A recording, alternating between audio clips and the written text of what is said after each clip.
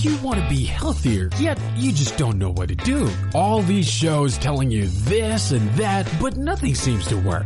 Well, listen close. Golden State Media Concepts has got something great for you. The Health and Wellness Podcast dedicated to workout trends, healthy eating habits, diet, and everything about healthy living. Join us in our banters as we help you not just live life to the fullest, but live it to the healthiest.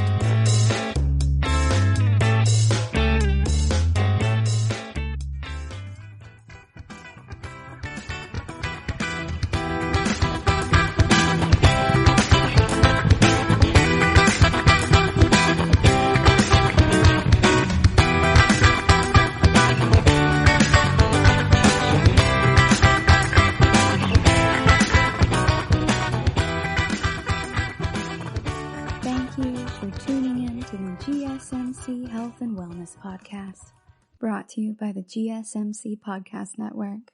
I'm your host, Alex. Today, I want to talk to you guys about kindness. We're going to talk about how that's integrated with your health and wellness. So diet and exercise definitely do matter, but kindness can also have an incredible impact upon your health and your wellness. And best of all, it is completely free. So with kindness, there is actually a science of it related to health. Our diet and our genes both play some important roles in our health. Health and wellness is both nature and nurture. But in the 70s, a group of scientists gave genetically identical rabbits a really unhealthy, high-fat diet and wanted to see how it affected their hearts. But they noticed that some of the rabbits actually did very well, even with their gross diet. So the difference wasn't their food, and it wasn't their genes. Those were controlled variables. And they wanted to look into it more and figure out what precisely was causing this difference. And they realized that one group, there was a researcher that was actually picking up the rabbits and petting them. She wasn't just feeding them. She was spending time with them. She was touching them and talking to them, displaying love and kindness towards them. And her book that she published about it is called The Rabbit Effect. And it's also true for humans. If you are living a long, healthy, happy life, or if you are having a very difficult life, a lot of that is associated with your environment, how the world interacts and reacts with you. So it can be very important to have that sense of love and kindness rather than just getting the bare necessities. So healthcare in general in the United States is very expensive, and it's not actually really seeming to make us any healthier. It's more like sick care in many ways, and we aren't really tending to invest in pro-social behaviors and looking at the ways that being social with each other in positive manners, like being kind and compassionate, can really also impact our health. We also need to keep in mind that hugging people can be a very simple act of kindness. Granted, you do want to make sure that they want to be hugged prior to hugging them. Consent is very important. But giving people hugs isn't just about how they feel in the moment. They actually have a scientific outcome. In epigenetics and telomere research, they found that loving actions can actually change our physiology. So epigenetics is more or less how these chemical tags can change the expression of your genes. It's not necessarily altering completely the gene itself, but it's altering how it's expressed, your phenotype in that way, instead of just your genotype. And that can be through a bunch of different processes like DNA methylation and so on. And your telomeres are these cellular components in your body that tend to get shorter and shorter as we age. And they believe that a lot of health degradation that is associated with age is due in part to these telomeres shortening. Lobsters, conversely, can grow infinitely as they age, and they can live for a very long time. And as scientists have examined their telomeres, they have found that they are not shortening like ours do, and they believe that that's a primary reason why they can keep getting larger throughout their very long lifespan. Specifically, the way that this works is that telomeres are like the eyelets at the end of your shoelaces. The little plastic tips that keep the shoelaces from unraveling. And that's what these telomeres are. They're these little caps at the end of each strand of DNA that protects your chromosomes from deteriorating or fusing to other chromosomes during cell division. And every time your cells divide, those telomeres tend to shorten.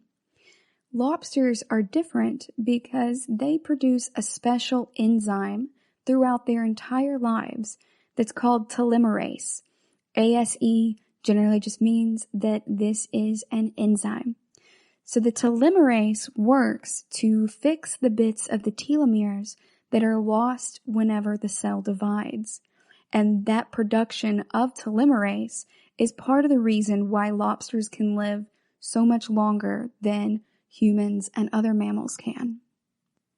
So they have this type of almost biological immortality in some ways, but they aren't going to die from old age necessarily because the telomerase keeps repairing the telomeres. However, they can still get sick, they can still be attacked or eaten, and also at a certain point, the lobster is getting so large that the process of molting can actually lead them to death from exhaustion, more or less. Also, older lobsters sometimes stop molting, and then their shells can get damaged, infected, or fall apart, and that can kill them.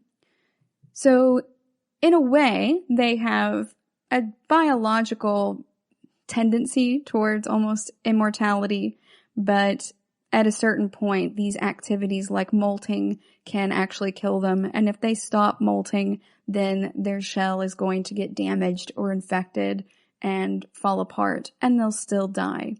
So telomerase is really helpful for lobsters in their long lifespans, but they're not technically immortal.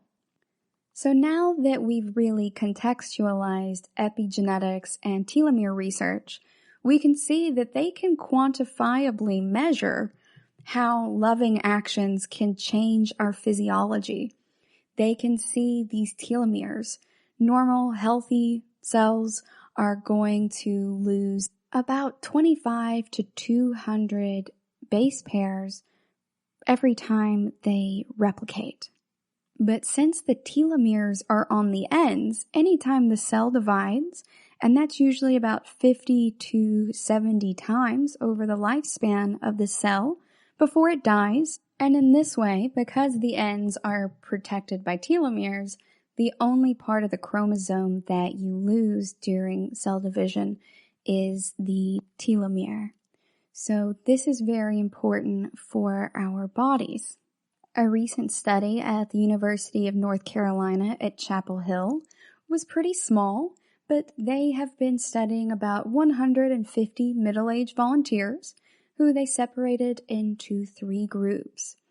One group went through a 6-week mindfulness meditation training that required weekly hour-long classes and 20 minutes of daily practice at home. Another one received similar training in a loving-kindness meditation. And the third served as their control group with no meditation. Loving-kindness meditation encourages you to open your heart to others and to center loving-kindness in your life. So at the beginning and end of the experiment, the volunteers had the lengths of their telomeres measured by the scientists. And when all 3 groups were assessed at the end of the 12-week study period, they all had shorter telomeres at the end of the study. But the loving kindness meditation group lost fewer than everyone else did. The control group had lost the most telomeres, and the group who had been performing mindful meditation was in the middle. So even just practicing loving kindness meditation for 6 weeks looked like it showed aging a little bit. Now it may be that these people who were willing to meditate and volunteer for this research already had a propensity towards being more kind or loving or giving of their time and effort. But they were able to quantifiably measure their telomeres as well and did find these differences. Also, studies have shown that the strongest predictor of a person's health from heart disease isn't cholesterol or even blood pressure. It's their job. So it's important to have a good doctor, but also important to have a good manager. And having a kinder, gentler office environment can save someone's life.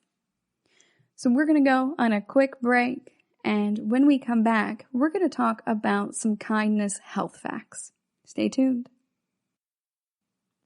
I've recently been working on the design for my logo and background for my Twitch stream, but graphic design is not really something that's in my wheelhouse. It's really important as an entrepreneur to get the designs right, but it's not always easy to nail down an idea. But that's where Design Crowd comes in. They have a community of over 750,000 professional designers around the world to help solve your creative problems. Whether you be a small-time Twitch entrepreneur like me, or even Harvard Business School, whose Innovation Forum posted a project on Design Crowd for a logo, and they received over 267 logo designs from 57 designers around the world. You don't have to be Harvard Business School to use Design Crowd. You can start a project there for just $99. Right now, for a special $150 VIP offer for our listeners, you can check out designcrowd.com/health and wellness to learn more and save up to $150 when you start any project. That's designcrowd.com/health and wellness, no spaces. Or simply enter the discount code Health and Wellness when posting a project on Design Crowd. Help your logo and business model come alive today with Design Crowd. You really can't underestimate the importance of having the right creative work for your brand or your product. Whether it's a logo, a website, a book cover, or an ad campaign, you really need a quality design to make that big difference pop and deliver your overall engagement and success in a competitive market. That's where Design Crowd comes in.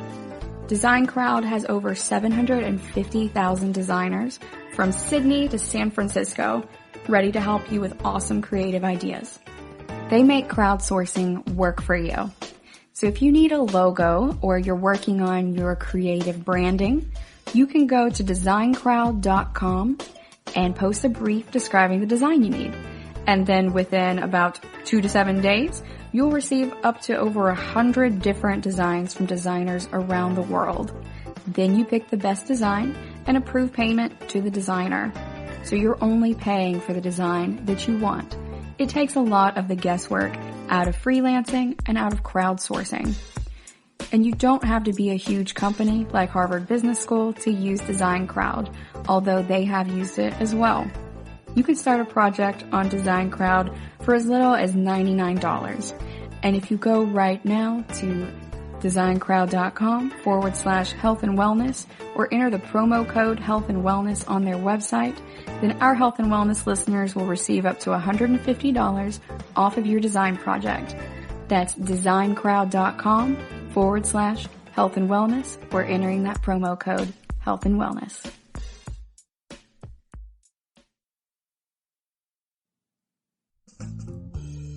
Are you looking to learn more about the latest trends from the fitness world? Are you confused by all of the different trends that are out there? The GSMC Fitness Podcast is the place for you. The GSMC Fitness Podcast is the place to come for people of all skill and interest levels. Join us as we explore the latest trends in the fitness world. Does that new exercise really work? Should I try yoga? Whatever your question, chances are good you'll find an answer on the GSMC Fitness Podcast.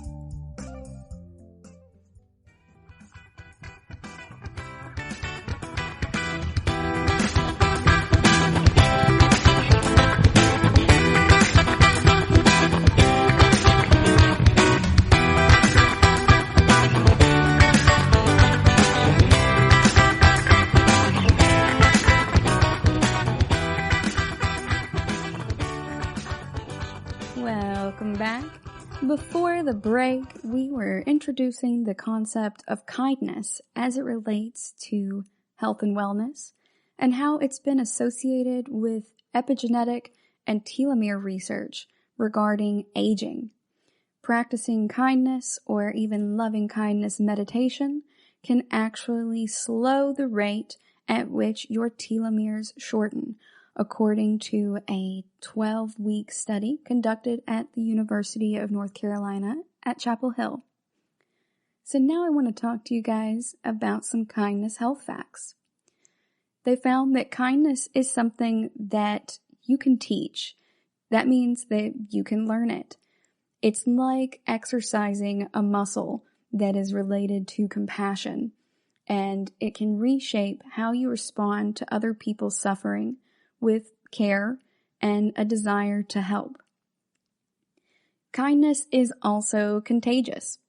The positive effects of it are experienced in the brain of not just the people involved as being the recipient or the provider of kindness, but also for everyone who's witnessed the act. That can improve their mood and also make them significantly more likely to pay it forward.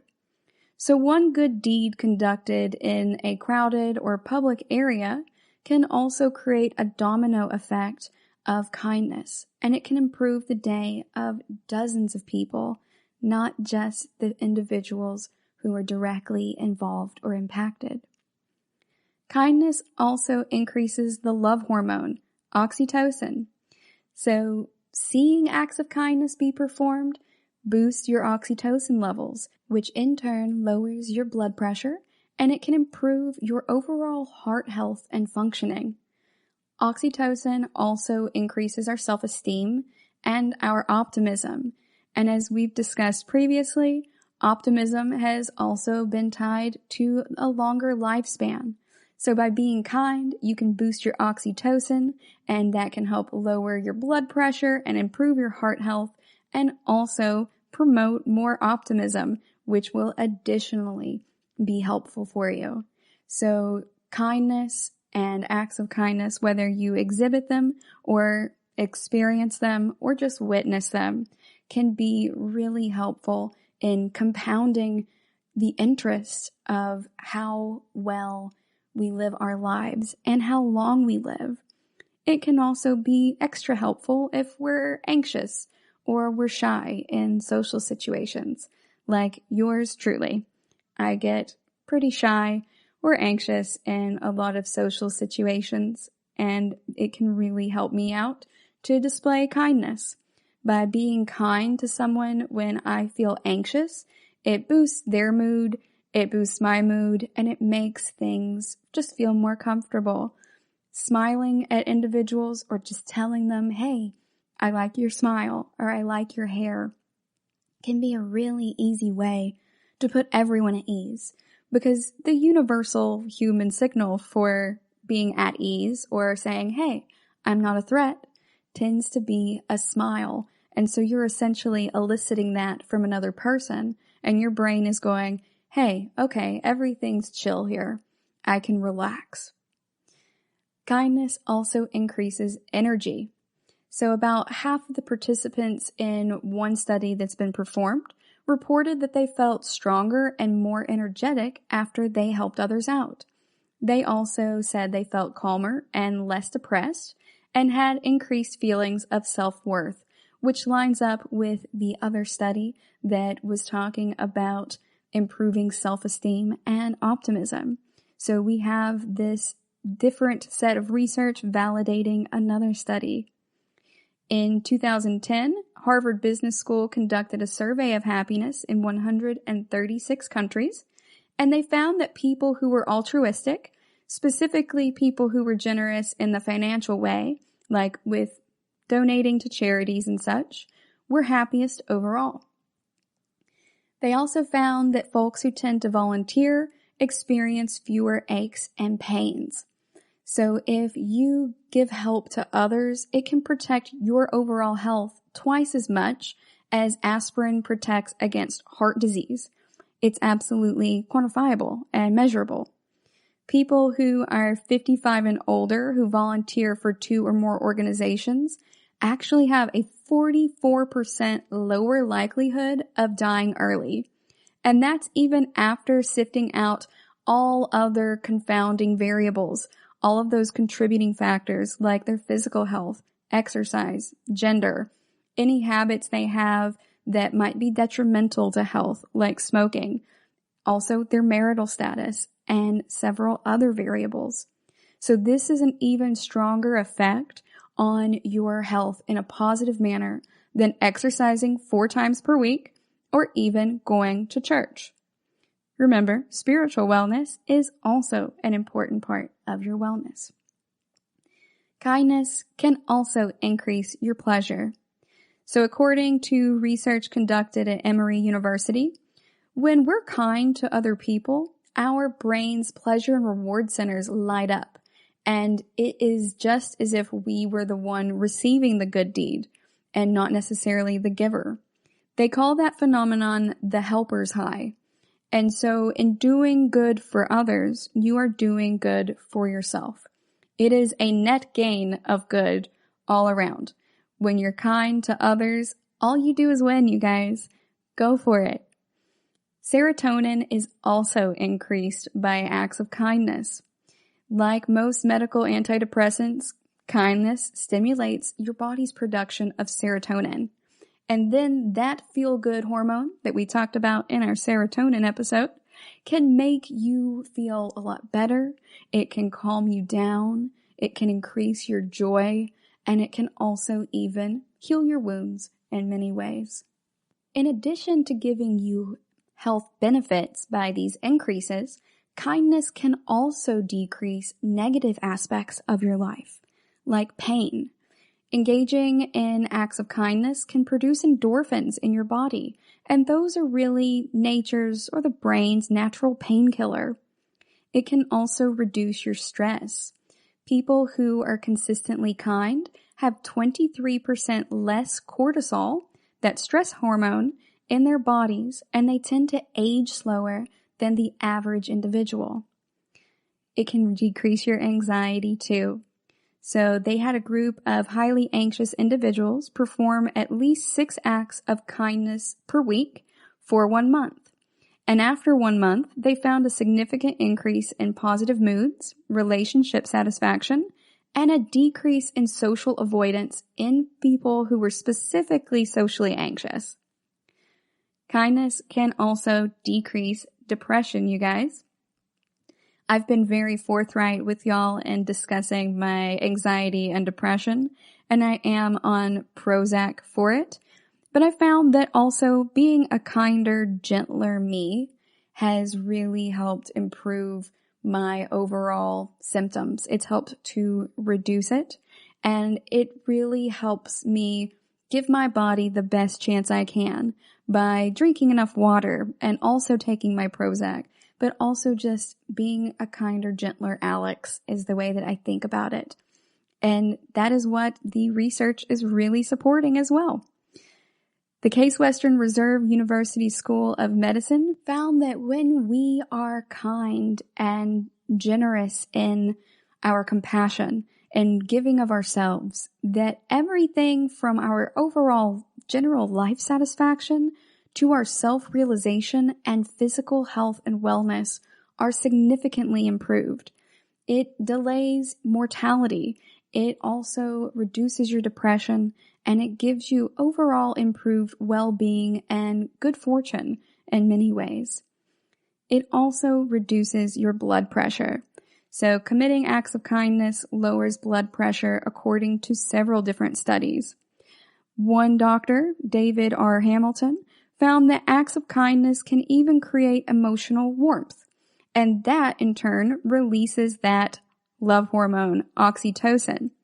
Oxytocin then, in turn, causes a chemical called nitric oxide to be released. And that dilates your blood vessels, which thereby reduces your blood pressure. And then they can also think of oxytocin as a cardioprotective hormone.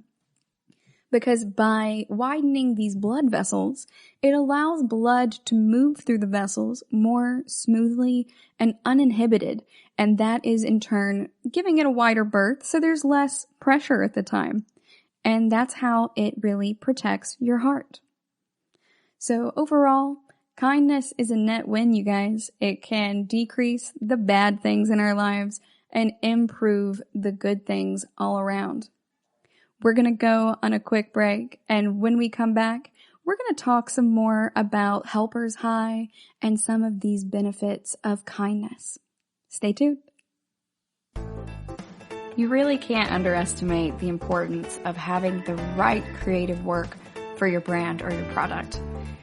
Whether it's a logo, a website, a book cover, or an ad campaign, you really need a quality design to make that big difference pop and deliver your overall engagement and success in a competitive market. That's where Design Crowd comes in. Design Crowd has over 750,000 designers from Sydney to San Francisco ready to help you with awesome creative ideas. They make crowdsourcing work for you. So if you need a logo or you're working on your creative branding, you can go to designcrowd.com and post a brief describing the design you need. And then within about 2 to 7 days, you'll receive up to over 100 different designs from designers around the world. Then you pick the best design and approve payment to the designer. So you're only paying for the design that you want. It takes a lot of the guesswork out of freelancing and out of crowdsourcing. And you don't have to be a huge company like Harvard Business School to use Design Crowd, although they have used it as well. You can start a project on Design Crowd for as little as $99.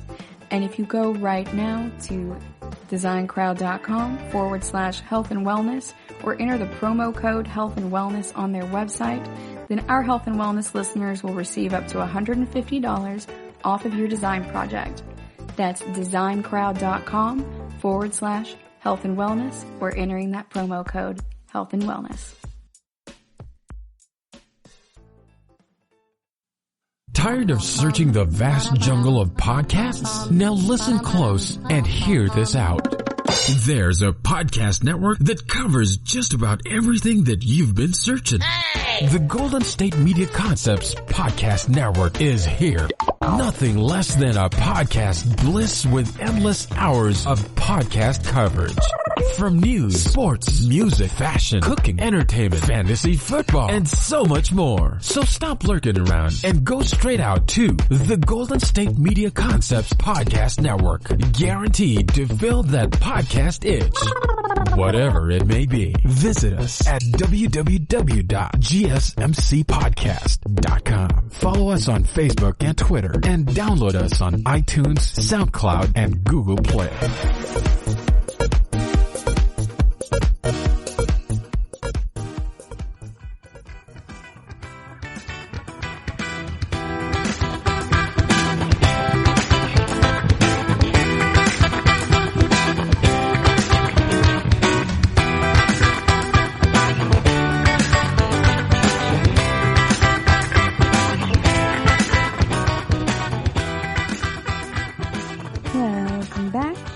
Before the break, we were discussing some of the health benefits of being kind.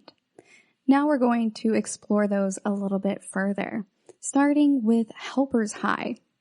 So Helper's High is this stimulation of the reward centers of your brain that's associated with acts of altruism.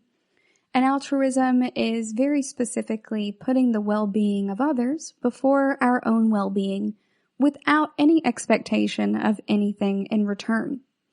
So those feel-good chemicals can go ahead and flood our system and give you a helper's high. People who tend to volunteer a lot have been found to also have minimal stress and improved depression associated with this helper's high. It can also reduce your risk for cognitive impairment and help you live longer. Experts say that the reason for this, or at least one of them, is that kindness contributes to our sense of community and belonging. And studies have found that that's a key contributor to living a long, healthy life. And that really makes sense from an anthropological perspective, because group membership is very important in mammals, specifically in primates of any type, for keeping you alive. And the reason that we act a certain way in different contexts is because that is what is socially acceptable. These types of mores and social facts, as Emil Durkheim referred to them, he was a sociologist, are really things that are states of the collective mind, as he put it. These social facts are these states that are assumed when we manifest them in private, individual minds, almost like a collective unconscious as far as Carl Jung was concerned. So these are really easy to see, or easiest to see, in the form of customs, moral, legal rules, even religious beliefs that seem to have an existence independent of the actions that they actually determine. So it's less obvious when it's something that's more related to currents of opinion, like elements of migration or suicide rates. And Durkheim recommended to use statistics to examine those instead. So these social facts help us to all perform these activities and behaviors and exhibit behaviors really that are related to the generally agreed upon customs, moral and legal rules, etc. that are in these states of the collective mind. That's how we know not to do things like pick our nose on a crowded bus and wipe it on the person next to us. We learn these social facts sometimes just by observing other folks being censured for the violation of social facts, and they help to reinforce this sense of community that's very important for group membership and survival, because as they put it in Game of Thrones, when the snows fall and the white winds blow, the lone wolf dies, but the pack survives. So it's a lot easier to survive hardships, not even necessarily strictly winter in the literal sense, but hardships in general. When you have family or friends or people that you trust, when you have that sense of community, you're able to endure a lot more. And that is really supported by a lot of research. It's not just physical hardships like it primarily was for our human ancestors, but it's also the community that we have developed as we've moved into being more cultural creatures instead of just natural creatures.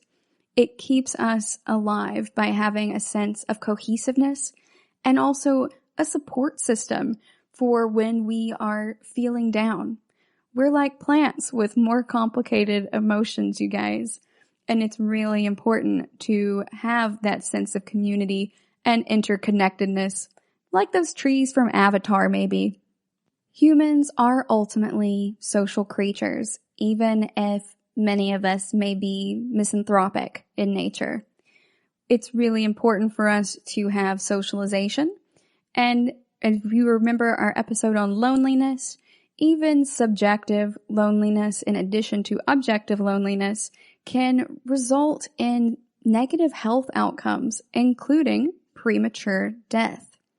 So kindness is one way to counteract the effects of loneliness and to cultivate our sense of community and belonging and establish that support system that is so important for emotional wellness.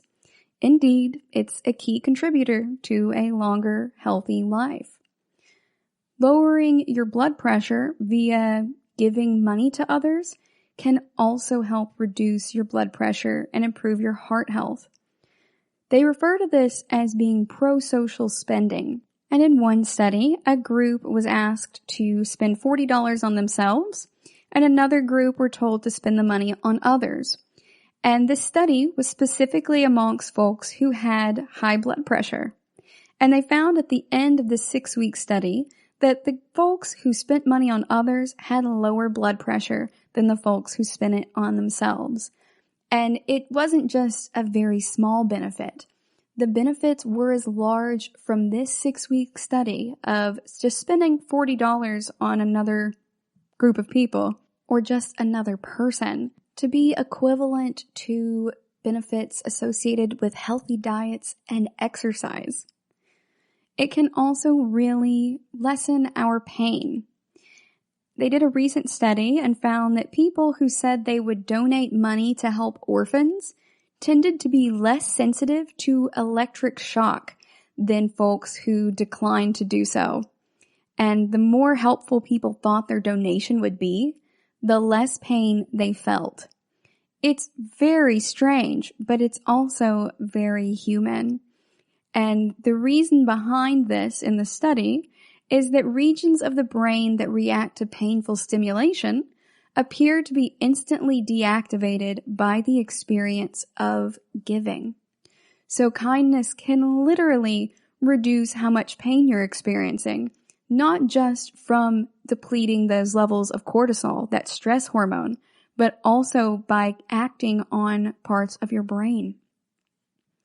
Additionally, you can get a boost in happiness from being kind in as few as 3 days. A recent UK study put people into one of 3 groups. One had to do an act of kindness every day, group 2 had to try a new activity, and the third group was their control, so they did not do any behavioral changes. The groups who were kind and did new things experienced a significant boost in reported happiness. So you'll get even greater joy if you get creative with your acts of kindness. Some happiness researchers found that folks who did a variety of acts of kindness throughout the week had a greater increase in happiness than folks who performed the same activity of kindness over and over again.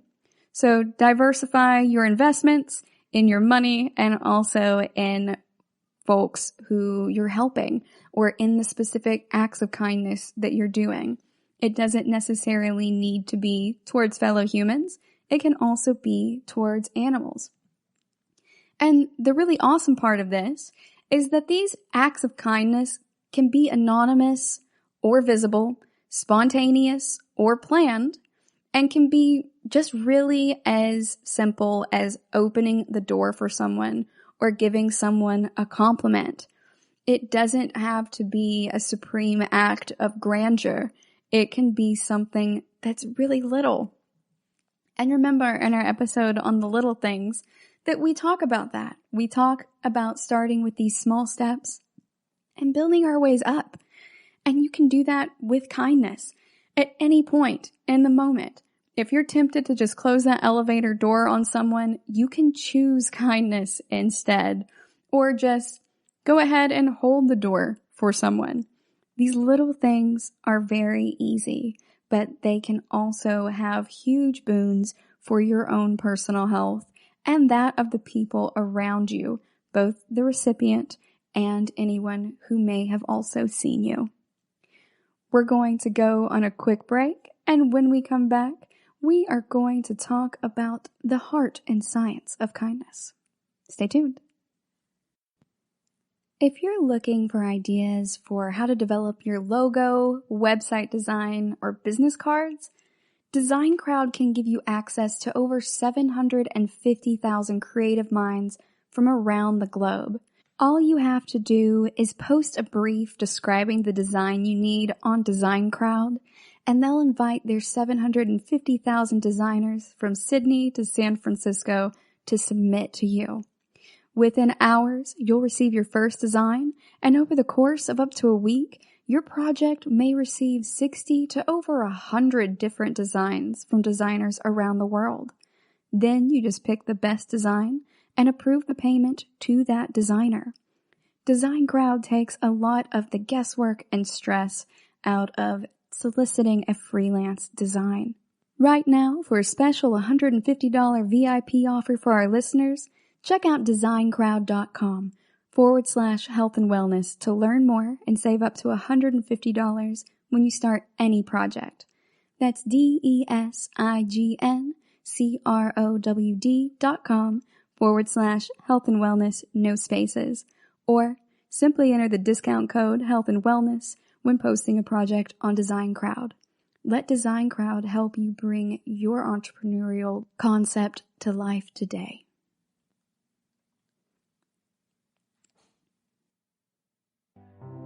The GSMC Life and Happiness Podcast takes you on a journey of exploration. We'll discuss tried and true methods alongside the latest trends of how to best live your life to its fullest and happiest. From psychology to meditation, science to self-help books, the GSMC Life and Happiness Podcast will help you to discover what makes you happy and how you can live life being the best you possible. Download the GSMC Life and Happiness Podcast on iTunes, Stitcher, SoundCloud, Google Play, or anywhere you find podcasts. Just type GSMC in the search bar.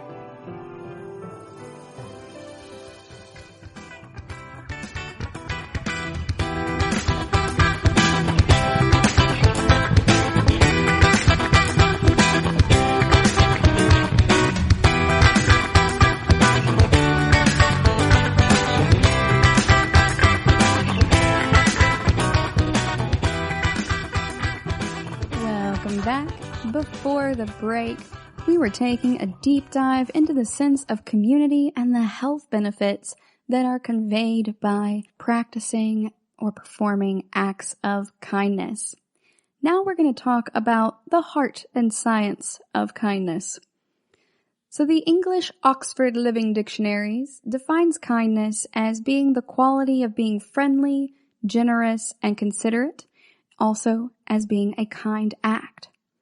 So a lot of folks really think about the way that we go to work as something that we just have to do. It's something to endure. But I think that that can really be selectively modified through choosing kindness more often.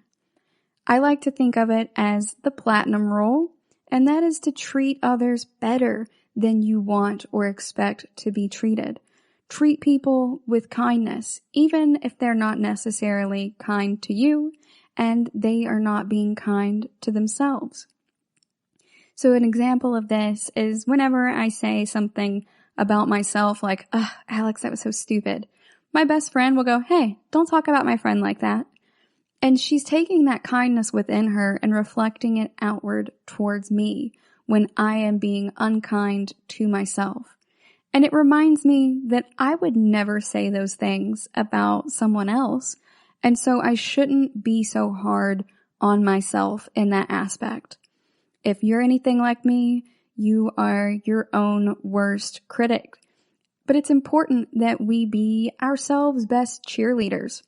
No one is going to want more for us than we will for ourselves. I think that that really makes sense. And no one's going to work as hard for that for us than we are ourselves. So we should give ourselves the best chance possible by being kind to ourselves. And that in turn can promote more self-esteem and optimism. And people who are more optimistic do tend to be more successful, and they tend to be happier and live longer. So being kind to ourselves doesn't mean that we can't hold ourselves to a high standard. It just means that we practice forgiveness more in our mistakes. You can still learn from your mistakes and desire to do better in the future without being harmful to yourself in the way that you're viewing yourself or talking to yourself. Do you ever notice that after you perform some self-care for you, that it also affects how well you treat others? So if you've had a bad day at work, you may be grumpy and lash out at other people. But when you've had a really good day or you've done something for you, then your cup is more full and you have more to pour from your own into that of others. It's really easy to just work through lunch and dinner and stay at work all of the time, especially in a lot of these high pressure environments that we live in today. And exceptionally so when you work at home. Folks may just think, oh, well, you have all of your equipment there, just go ahead and do that now. And they're not keeping in mind all of the other activities that you may also have going on, whether that is caring for your children or caring for yourself, which is incredibly important and I think very underrated. But it may also include things like a second job or getting your master's degree. Whatever you're working on to better yourself in your personal life is just as important as these components of your professional life. And it's honestly not fair to yourself or to the others around you to get to the point where you're burned out because you're working so late or you're working so much. Now I say that as an officially registered workaholic. I like to throw myself into my work. I like to monetize my hobbies, and I like to maximize how much good I can do in the world just by staying busy, largely. But we really need to make sure that we are taking the times to be kind for ourselves when we need to take a moment to breathe and assess what we need and handle that. So eat dinner without scarfing it down at your desk, or get enough sleep. Last night, I really needed a lot of sleep. I did not feel well this weekend at all, and it was just issue on top of issue, health-wise and otherwise. So I didn't turn on my alarm last night. I went to bed at 9:30, and I slept off and on for probably about 15 hours. Does that seem excessive? Yes. But I breathed, I assessed what my body needed, and it cried out for sleep. So I sought it out. And that worked really well for me. I woke up this morning feeling more refreshed, and I was very much in a better mood than I have been the last few days. I didn't feel groggy or gross. And now granted, not everyone can do that just on a whim, and I understand that.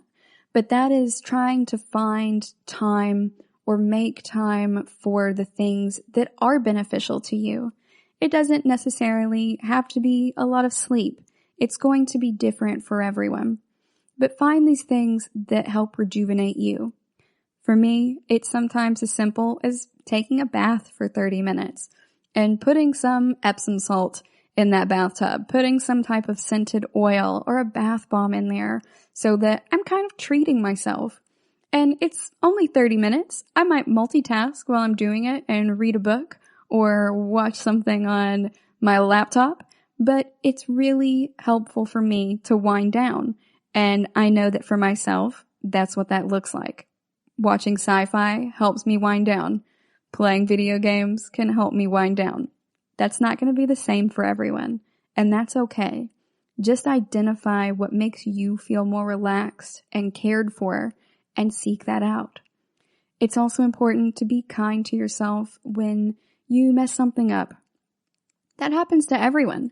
None of us are perfect creatures, and if we are just doggedly going after ourselves after any misstep, that can not only negatively impact us and our self-worth, but also end up with us causing collateral damage and lashing out to our friends, lashing out on our family members in anger or frustration or disappointment that we feel about ourselves, but we're reflecting it to the outside world. It's not healthy, it's not effective as a stress reliever, and it's really cruel in many ways to ourselves and to others. So in that way, it's really important to choose kindness. We don't have control over other people, but we do have control over ourselves. And being your best self can look different to each person, but part of it is in the choices that we make each and every day, the choices that we make moment to moment. We can't make anyone else be kind to us or to others, but that can't stop us from trying to be kind no matter what we face. It used to make me angry and frustrated when people would act a certain way towards me. And now I realize that their own dispositions are actually due to the internal mechanisms and experiences in their own perception. It's not about me. And by realizing that it's not about me, it helps me to understand where they're coming from. And in my personal experience, a lot of times folks who are unkind to others have experienced a lot of unkindness visited upon them personally in their day-to-day lives. And it's a perpetuating cycle. It's not really their fault, but it is their responsibility in that way. So people know what they have experienced. But sometimes by being kind to these folks, even when they are unkind to us, it can be very helpful in regards to changing how we interact with the world around us and also changing how they react. You can't guarantee that reacting to unkindness with kindness is going to make any lasting or even temporary change. But in my personal life, I have found that very often it works. I have actually had men apologize to me for sexually harassing me even because I reacted in a way that they didn't expect. And I'm not saying that everyone needs to do that. You do what you have the spoons for, and you shouldn't take crap from people if that is not your bag. You deserve to be respected as an individual as well. But for me, when I have the spoons, I have found that it has been efficacious for me to be kind to others, and it elicits kindness, typically, in a reciprocal response. Granted, it doesn't always work that way, but for me, it is very much a choice, and I do phrase it that way, that I choose kindness. Because I used to be grumpy about these things all the time and frustrated, but that didn't ultimately help me. And in my personal experience, it just served to further my anxiety and depression. Being kind and choosing kindness helps me out a lot. And even though I can't affect how others react to me, I can affect my own personal reaction to whatever they do or whatever they say. And as I so often like to quote Viktor Frankl, when we can no longer change our circumstances, we are challenged to change ourselves. We're going to go on a quick break, and when we come back, we are going to talk about how kindness begets kindness. Stay tuned.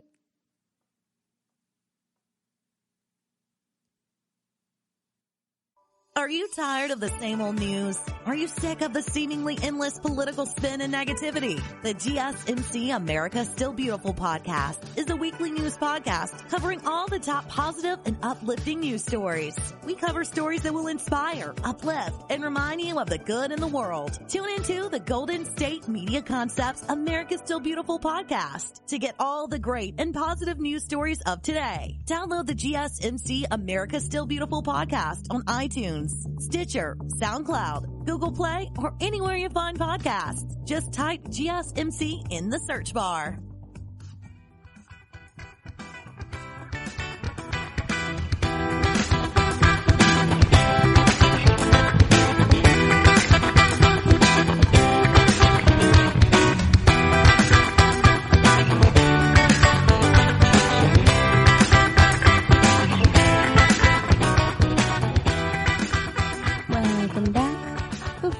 Break, we were talking about the act of choosing kindness, how kindness tends to be defined in the dictionary, and how it's important to start with being kind to yourself so that then you can reflect that outward.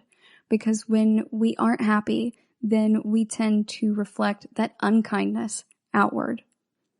So in this regard, we can also become kinder with practice. There is an Aesop fable that says, "No act of kindness, no matter how small, is ever wasted." And I do believe that, even if it's just something as small as getting your cat a food that they prefer. That is a small act of kindness, and it's not a waste in that way. Or stopping on the way home to get your friend or your partner who menstruates some chocolate or a soda, whatever they're wanting or craving at that time. It's just kind, and it's doing it just to be kind. I sometimes phrase this as just being, it's nice to be nice. But niceness and kindness are different things. But these acts of kindness, especially the random ones, can be really helpful. But if you have trouble coming up with random acts of kindness, then you can also plan them out and still get a health benefit from them. You can try to do one small kind thing each day for someone, and then think about the impact it has on you. This is really where mindfulness comes into play. So you can see if it becomes easier the more that you do it, or if kindness really starts to become a habit for you. Are you as quick to anger as you were before? Do you start to notice and act more on opportunities to be kind in your environment? Does it make you feel lighter or kinder?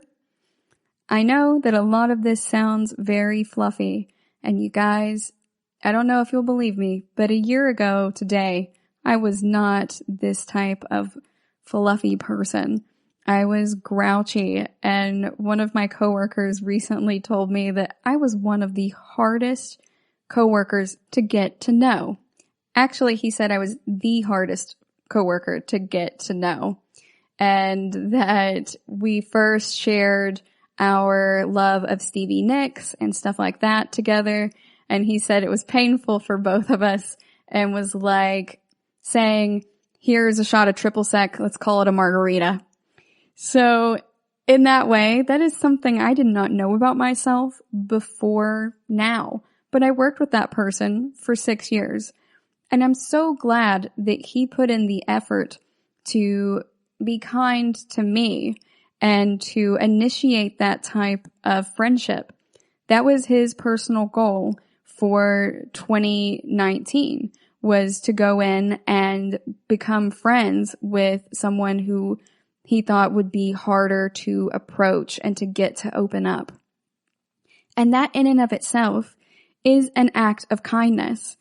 And I have several friends now who have been kind to me when I was not kind to myself. And in those moments, I was the most miserable I have been in my life, really. I was really hard on myself, and that reflected outwards to other people. I wasn't outright mean, but I didn't really understand either that there are concepts like honesty without tact is cruelty. And I would just think whatever I was saying is true, and it's said without malice, and so it's therefore not cruel. And logically, you can parse that out, but we're not purely logical creatures. And so emotionally, that could be difficult, and more difficult on some people than on others. So practicing that kindness and experiencing it myself and it being something that was turned towards me helped lower my blood pressure. It's made me slower to anger. And it also was helping me spread more kindness. I work actively to spread kindness and be the neighbor that Mr. Rogers would want me to be. And I do this in my regular life and also on my Twitch stream. So now I've gotten to the point where we've cultivated this family environment. And if anyone starts to be negative, the other people in the chat will go ahead and be like, hey dude, be kind. We're all a family here, and we're just here to have a good time and support each other. And we can talk about our day and celebrate our triumphs and lament the hardships in our life together. And it's a really great online community that's been intentionally created to cultivate kindness and compassion. That's also what the nonprofit that I work with does. They work to cultivate compassion. And it's been a really enriching experience for me to be surrounded by so much kindness and understanding. So think of it like how animosity is spread. So someone who has been bullied is more likely to be a bully. It's like generational cycles of violence. But you can also pass kindness down in this hierarchical line to help foster kindness in others. You can take cues from anyone around you. Leaders, your coworkers, lab mates, office mates, also even your pets, I would say, in that manner. My cat has been a lot sweeter since I have also stopped being less grumpy, almost like she was feeding on my negative energy. Now, she's always been a very good cat, don't get me wrong, but she is more affectionate now too. Before, she would just want to snuggle at night, and now she just wants to snuggle all of the time.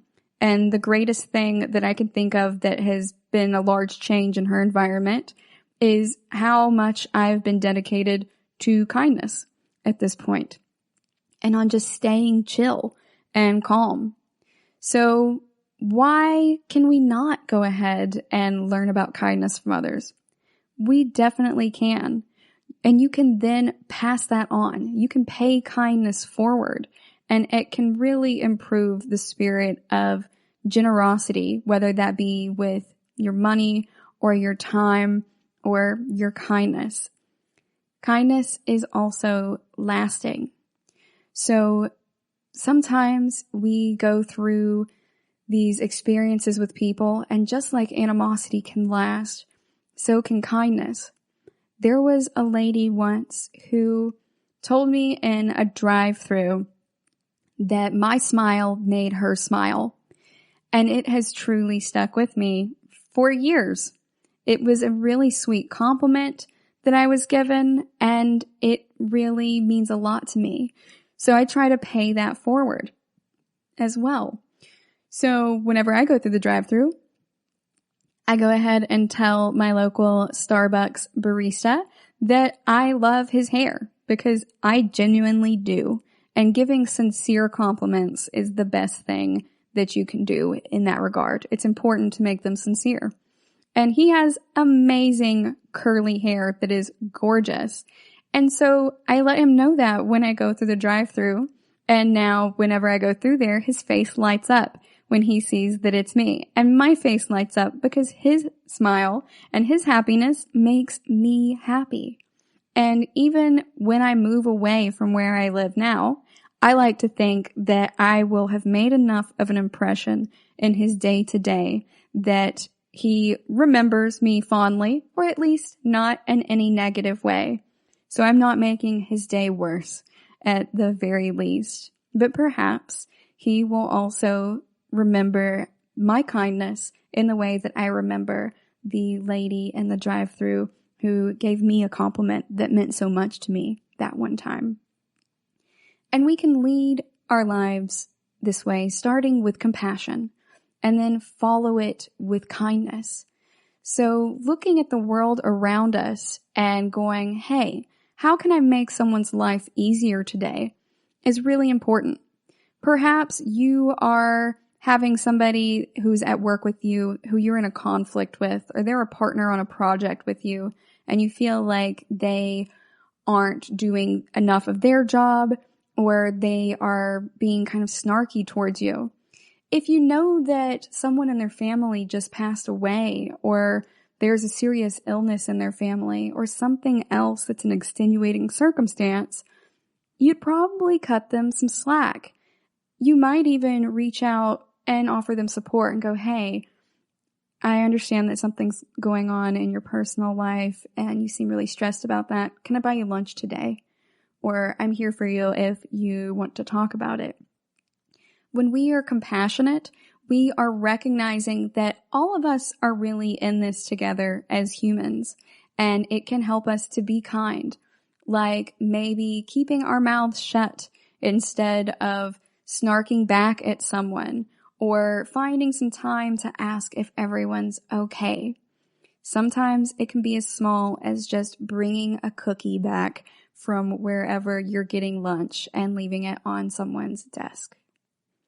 We're going to go on a quick break, and when we come back, we're going to talk about the psychology of kindness. Stay tuned. GSMC Beauty Tips Podcast gives you advice on everything from hair to fashion to skincare products.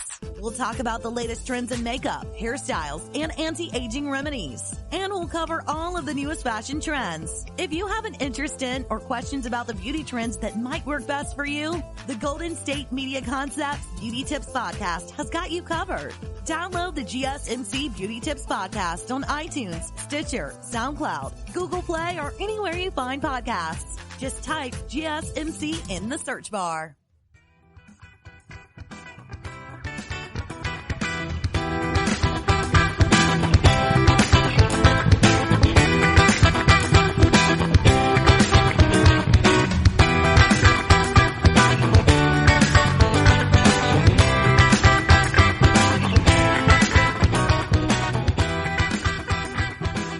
Welcome back. Before the break, we were talking about leading with compassion and how we're going to get kinder with practice, and how the folks around us will get kinder as well as we display it. So now we're going to talk about the psychology of it. Kindness isn't really an emotion like happiness, and it's not a feeling like gratitude, but it's more of a behavior or an action. It's a little bit harder to pin down when we think about it.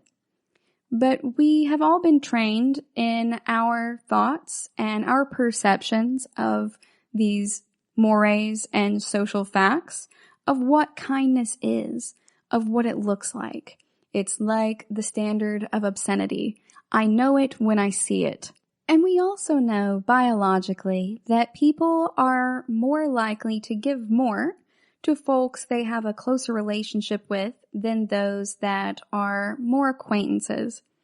That makes a lot of sense in terms of group membership, but especially towards people we share genetics with. And we refer to that as being a type of altruism.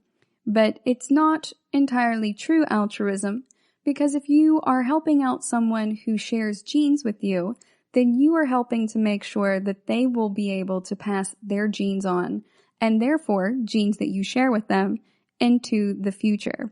And that's how biologists tend to look at it. And indeed, that is backed up anthropologically as well. But people who are natural helpers might even just be expected to offer acts of kindness. So folks who are in specific fields, like if you are a kindergarten teacher or a nurse, people may just expect you to offer these acts of kindness. And oftentimes, gift giving seems to be attached to an expectation of reciprocity. It's an exchange system, but really the transactional model of love and of caring or of kindness is not ideal, because it's like there are always strings attached to what you give. We want to make sure that it's not just an expectation of equity in this relationship that is measured by gifts. Kindness is a lot more important than any material good. Most of these material goods are not even able to improve your health. So giving with no expectation of receiving is integral to the act of kindness, and I would even say to the act of love. And as Mr. Rogers says, love is a verb. It's not a noun. To love someone is to strive to accept them daily as they are. And I like to attach even as you help them to grow too. But they have to want to grow in order to do that. But you can also still be kind to them. And it's best to be kind to folks who are not being kind to themselves. They're the ones who truly need it most. Being kind only to others who are kind to us first is very much equivalent to preaching to the choir. So kindness is being nice or offering the best of yourself, no matter for how long that is. It is perhaps only lasting a few seconds. It's perhaps in the form of holding your tongue when you want to be sassy, or it could be taking out a whole day each week or each month to help out with Habitat for Humanity, or stopping to help a turtle to the other side of the road in the direction in which it was going. It just really depends. But even these small, short actions are never too small to be considered wasted. The other day, I actually went to change out my friend's car battery. And so I went to do this. They are essential personnel, and so they have to drive their car every day, and it's important that they have access to it. So I went to take the car battery over to the AutoZone that we had it under warranty at. And when I did this, I went in and they said it was going to be 4 hours or so until they could get the final charge on it, because it was indeed deep discharged, meaning that the battery was totally dead. So I didn't live far away, and I decided I would just go ahead and drive my car back, but my transmission has been acting wonky, and I had elected to not fix it until after the social distancing measures were handled, because it wasn't imperative that I fix it right then. I work from home. It was just important to get my friend's battery fixed. So I was in this parking lot of an AutoZone, kick pushing my car backwards, Flintstone style, because the only thing that wasn't working when I was shifting gears was reverse. And I was like, okay, I'm familiar with this problem from the way that I grew up and everything. I know this is a transmission problem. I'll go get a new one when I can. But for right now, let's go ahead and just kick it back and go about our business. So as I'm doing this in this parking lot, a man starts walking over towards me, and I thought that I was going to be explained to again about what was wrong with my car, because that had happened to me a lot that day.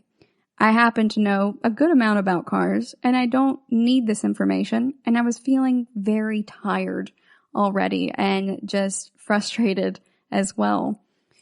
But as this man comes up, I decide, he doesn't know that 3 other men have already tried to explain cars to me today when I already know what the problem is.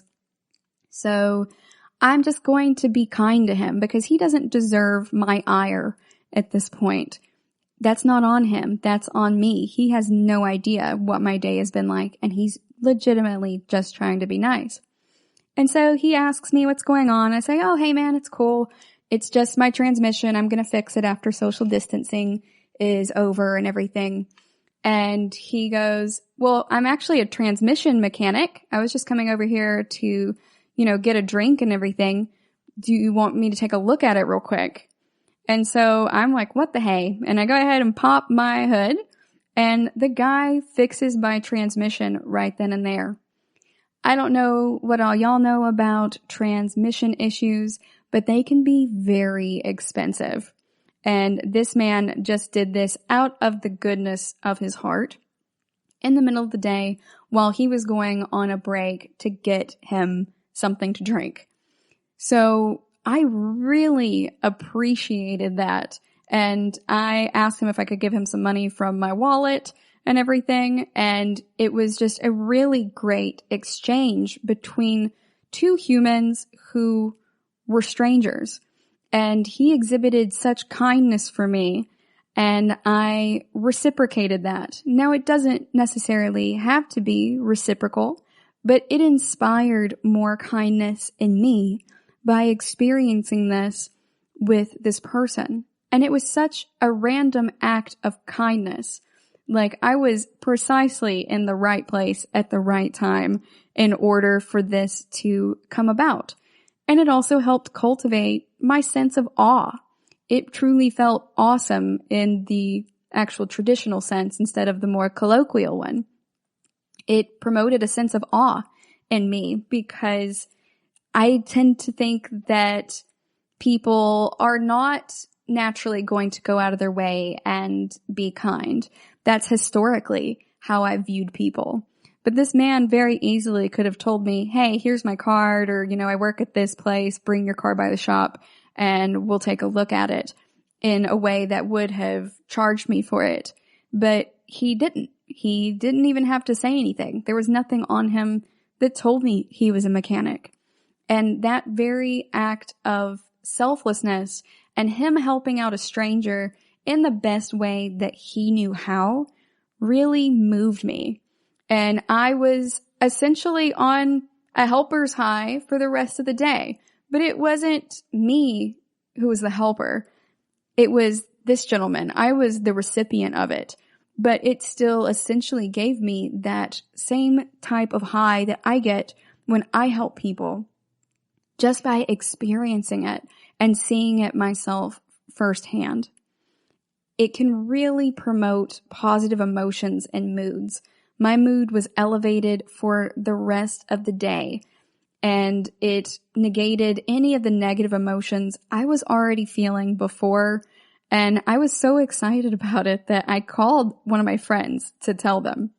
It just overall implemented more positive functioning in my life. And these random acts of kindness can make us feel loved as humans. We can think about how profound this act of love or virtue is. And it also can promote that oxytocin. So overall, it was a really good day for me. And it only took about 15 minutes or so in what was otherwise a very frustrating, crappy day, from having to clean off the battery acid and having trouble finding the tools that I needed in order to get the battery out of the car to begin with, and how heavy it was for my tiny 5'2" frame to carry this battery and stuff in, and just everything else that's going on in the world at the same time. But it alleviated all of the stress that I had that day and elevated my mood actually for days. It was wild, and I highly recommend committing random acts of kindness yourself. Thank you for listening to the GSMC Health and Wellness Podcast, brought to you by the GSMC Podcast Network. I'd like to ask that you please subscribe to the show, and writing a nice review always really helps us. Also, if you could please like us on Facebook, Twitter, and Instagram, I'd appreciate it. Thank you kindly, and have a good night. You've been listening to the Golden State Media Concepts Health and Wellness Podcast, part of the Golden State Media Concepts Podcast Network. You can find this show and others like it at www.gsmcpodcast.com. Download our podcast on iTunes, Stitcher, SoundCloud, and Google Play. Just type in GSMC to find all the shows from the Golden State Media Concepts Podcast Network, from movies to music, from sports to entertainment, and even weird news. You can also follow us on Twitter and on Facebook. Thank you, and we hope you have enjoyed today's program.